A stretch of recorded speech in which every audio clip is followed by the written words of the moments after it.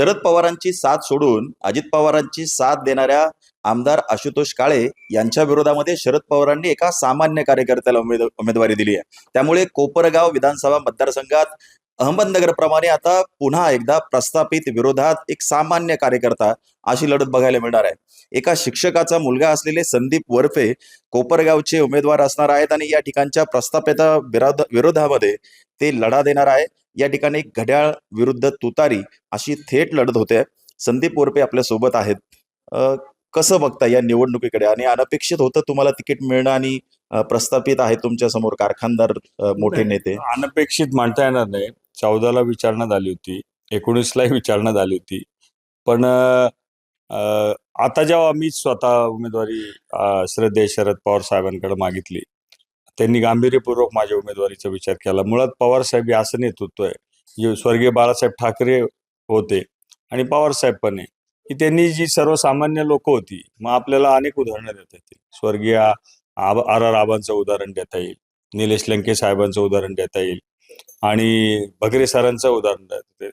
एक शरद पवार साहेबांची नजर पारखी नजर आहे आणि जिथे जिथं संधी मिळेल तिथे तिथं सर्वसामान्य पण होतकरू कार्यकर्त्याला पवारसाहेब संधी देतात. मी श्रद्धेय साहेबांचे आपल्या माध्यमातून आभार मानतो. उद्धव साहेबांचे, थोरात साहेबांचे त्या ठिकाणी आभार मानतो. निश्चित आनंद आहे आणि अतिशय चांगल्या पद्धतीने जनताची निवडणूक हातात घेणार आहे. मी जशी उमेदवारी जाहीर झाली तशी मला लोक झोपू देणार, फोनही चालू आहे. मी आज सकाळी 7ला बाहेर पडलो, सारखं फोन चालू आहे. जिथे गाडी थांबवतात, भेटतात, पंपावर डिझेल भरायला गेलं तरी गोळा होतात, सर्व्हिस स्टेशनला गाडी घातली तरी गोळा होतात, गावात उभं राहिलो तरी लोक गोळा होतात. तर एकदम चांगला रिस्पॉन्स आहे. अंदाज आलाय मला काय वाटतं. समोर जर बघितलं तर गेल्या अनेक वर्षांपासून जे प्रस्थापित असलेले नेते आहेत, मग काळे असतील किंवा कोल्हे असतील, हे दोघंही आता एकत्र दिसत आहेत. त्यामुळं मोठी शक्ती तुमच्या पुढे असताना तुम्हाला विजयाचा विश्वास आहे? नाही, शक्ती तर निश्चितच मोठी आहे, परंतु मी मागाशी जी सांगितलं ती शक्ती कोणती आहे? जनशक्ती जिला म्हणता येईल ती माझ्या बरोबर आहे. त्यामुळं शक्ती जी जनतेची आहे तीच खरी महत्वाची आहे. मुळामध्ये मतदार माझ्यामध्ये स्वतःला बघणार आहे. मी एक सर्वसामान्याचा प्रतिनिधी आहे, त्यांच्यातला माणूस आहे. त्यांचे माझे प्रश्न एकच आहेत, बरेचसे, म्हणजे जे कोणी कॉमन मतदार असतात त्यांचे जे प्रश्न असतील, गॅसचे टाकीचे भाव वाढले, किराणा मालाचे भाव वाढले, मुलांना कपडे घ्यायचे, शाळेची फी वाढली, हे त्यांचे जे प्रश्न आहेत ते माझे प्रश्न आहे. त्यामुळं कुठंतरी मला त्यांच्या प्रश्नांची जाणीव आहे आणि त्यांनाही माझ्याबद्दल आपुलकी आहे. त्यामुळं मला प्रचंड असा प्रतिसाद कालपासून मिळतोय आणि निश्चितच इथे महाविकास आघाडीचा गेल्या अनेक दशकांपासून काळे आणि कोल्हे हेच या ठिकाणी उमेदवार राहिलेले आहेत किंवा इथे आमदार राहिलेले आहेत. लोकांना आजपर्यंत पर्याय नव्हता आणि तो पर्याय आता तुमच्या निमित्ताने मिळाला असं वाटतं? निश्चितच तसं म्हणता येईल. मुळामध्ये हे दोन्ही घराणी मातब्बर घराणी आहेत, हे तर मान्य करावं लागेल. महाराष्ट्रामध्ये फार मोठं काम यांचं, स्वर्गीय शंकरराव कोल्हे साहेब असतील, स्वर्गीय शंकरराव काळे साहेब असतील. परंतु अपवादात्मक परिस्थितीमध्ये ही निवडणूक होतीये, की कुठलं तरी एक घराणं थांबलंय. ही सिच्युएशन माझ्या मते 95 नंतर त्या ठिकाणी इथे तयार झालेली आहे. आणि मग अशा परिस्थितीमध्ये लोकांना सुद्धा, आणि अलीकडच्या काळातलं जे वातावरण आहे देशातलं, राज्यातलं, त्याच्यात मग अशी तुम्ही अहमदनगरचा उल्लेख केला, निलेश लंकेंची उमेदवारी होती, भगरे सरांची उमेदवारी होती. लोकांनी वेगळे निर्णय घेतले. त्यांनी ज्यांचा पराभव केला ती सुद्धा मातब्बर घराणी होती. त्या घराण्यामध्ये सुद्धा अगदी भगरे सरांनी ज्यांना पाडलं त्यांच्या घरात 40-40, 50-50 वर्ष आमदारकी होती, केंद्रीय मंत्रीपद होतं. निलेश लंकेंनी ज्यांना पाडलं त्यांच्या घरात पण अनेक वर्ष खासदारकी, अनेक वर्ष आमदारकी, मंत्रीपद सगळं होतं. त्यामुळं तुलनेने इथं माझा थोडंसं कमी संघर्ष आहे असं मला वाटतं आणि जनतेचा प्रतिसाद पाहता 100% मी निवडून येणार. आपण बघितलं तर अनेक वर्ष सत्ता याच दोन कुटुंबामध्ये राहिलेली आहे, मात्र कोपरगावचा जो विकास आहे तो यांनी केला नाही असं वाटतं? नाही, मुळामध्ये विकास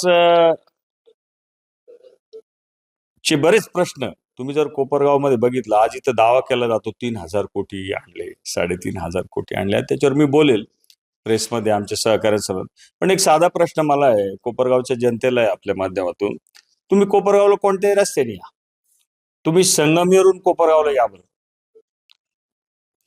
तुम्ही अगदी संगमनेर मतदारसंघाची थोरात साहेबांची हद्द संपेपर्यंत एकदम छान येतात आणि आमची हद्द चालू झाली की अगदी अंगावर काटा येतो थेट कुंतांबा चौफुलीपर्यंत सगळे अप्रोचेस. तुम्ही श्रीरामपूरहून कोपरगावला या बरं, तुम्ही श्रीरामपूर विधानसभा मतदारसंघ क्रॉस करेपर्यंत एकदम आनंदात येतात. तिथून पुढे तुमचे कसरत चालू होती, मोटरसायकल चालवली. विकास म्हणायचं कशाला?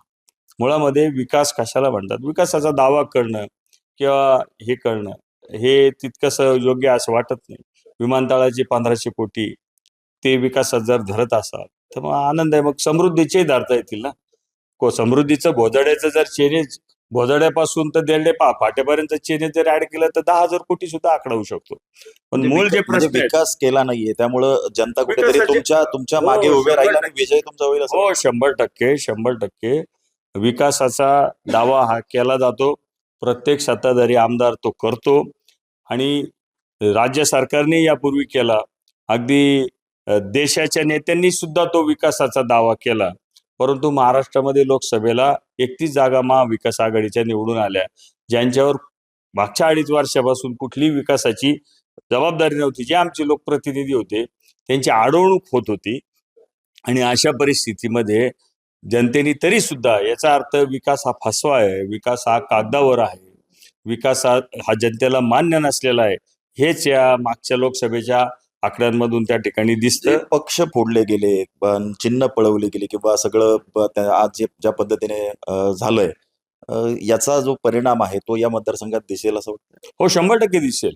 मुळामध्ये मागच्या निवडणुकीत इथले उमेदवार जे निवडून झाले, जे तेव्हा आम्ही सोबत होतो, ते निव्वळ शरद पवार साहेबांच्या सभेमुळे निवडून झाले. अतिशय निसत्ता विजय त्यांना त्यावेळेस मिळाला.